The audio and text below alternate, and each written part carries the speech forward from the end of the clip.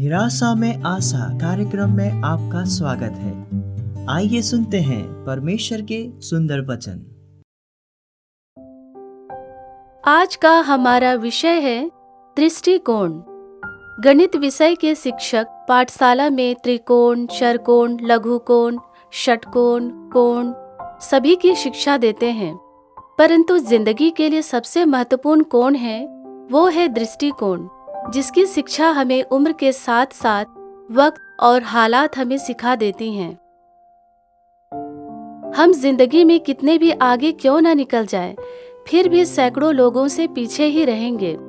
और हम जिंदगी में कितने भी पीछे क्यों न रह जाएं, फिर भी हम सैकड़ों लोगों के आगे ही रहेंगे। यहाँ सिर्फ समझ या दृष्टिकोण का फेर है। इसलिए हमें हमेशा जीवन में आनंदित रहना चाहिए। पूरे समुद्र का पानी भी एक जहाज को डुबा नहीं सकेगा तब तक जब तक कि जहाज पानी को अपने अंदर आने ना दे। बिल्कुल इसी प्रकार दुनिया की कोई भी नकारात्मक विचार आपको नीचे नहीं गिरा सकता तब तक जब तक कि आप उसे अपने अंदर आने ना दें।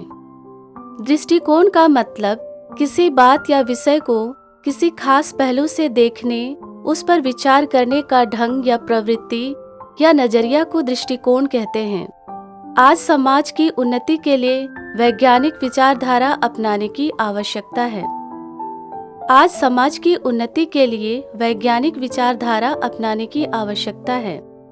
हम सभी अक्सर क्या करते हैं कि लोगों की सुनी सुनाई बातों पर विश्वास करने लगते हैं, जिससे अंधविश्वास और गलतफहमी पनपने लगती है। हम सभी सच्चाई क्या है इस बात की गहराई तक जानने की कोशिश नहीं करते। अपनी दृष्टिकोण को एक ही पहलू पर सीमित रख लेते हैं और एक नतीजे पर पहुंच जाते हैं। दूसरे पहलू को जानने की कोशिश ही नहीं करते। परिणाम स्वरूप स्वयं के साथ या सामने वाले व्यक्ति के साथ गलत न्याय कर बैठते हैं। अगर आध्यात्मिक दृष्टिकोण से देखें तो प्रत्येक इंसान एक नई सुबह के साथ नया जन्म होता है, क्योंकि बहुत संख्या में इंसान नई सुबह, नया दिन नहीं देख पाते क्योंकि उनकी मृत्यु हो जाती है। बहुत इंसान हैं जिनके जीवन में निराशाजनक परिस्थितियों ने अपना कब्जा जमा रखा है। ऐसे लोग हर रोज घुट घुट कर अपना जीवन जी रहे हैं। परमेश्वर से क्या छिपा है? जिनके हाथों में पूरी सृष्टि की डोर है, वो तो हर वक्त बिना पलक झपकाए हमें देखते ही रहते हैं। जीवन में थके हुए लोगों के लिए परमेश्वर का वचन कहता है, भजन संहिता 68, 19 और 20 आयत में, धन्य है पिता परमेश्वर जो प्रतिदिन हमारे बोझ को उठाते हैं। वही हमारे उद्धारकर्ता परमेश्वर हैं। वही हमारे लिए बचाने वाला परमेश्वर ठहरे।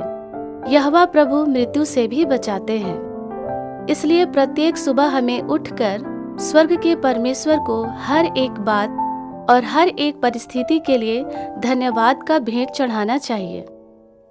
प्रत्येक इंसान को जीवन में सफल होने के लिए इन 3 सोपान आशावादी, सकारात्मकता अथवा स्वस्थ दृष्टिकोण को अपनाना बहुत आवश्यक है। यीशु मसीह ने क्रूस पर अपनी जान मानवता को बचाने, उनका उद्धार के लिए दे दिया। इनके महान बलिदान को सांसारिक मनुष्य तुच्छ जानते हैं। ये स्वर्ग और संसार के परमेश्वर के बीच अंतर को नहीं समझ पाए हैं। इनका मानना है जो कुछ है इस संसार में ही है। इसी संसार में इंसान का पाप पुण्य का परिणाम भुगतना पड़ता है। मरने के बाद कहाँ और कौन देखता और पूछता है। इनका ऐसा सोचना मानना इसलिए है कि ये एक दृष्टिकोण पर सीमित हैं। इससे अलग और बाहर आने की चेष्टा ही नहीं करते। इन्हें नहीं मालूम कि मरने के बाद असली जीवन और मृत्यु शुरू होती है।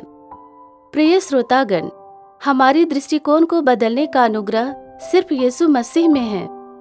आप किसी भी दशा में क्यों ना हो, हालात आपके विपक्ष में क्यों ना हो, स्वर्ग के परमेश्वर की ओर देखें। वो ही हैं जो सभी पर कृपा दृष्टि करने वाले परमेश्वर हैं।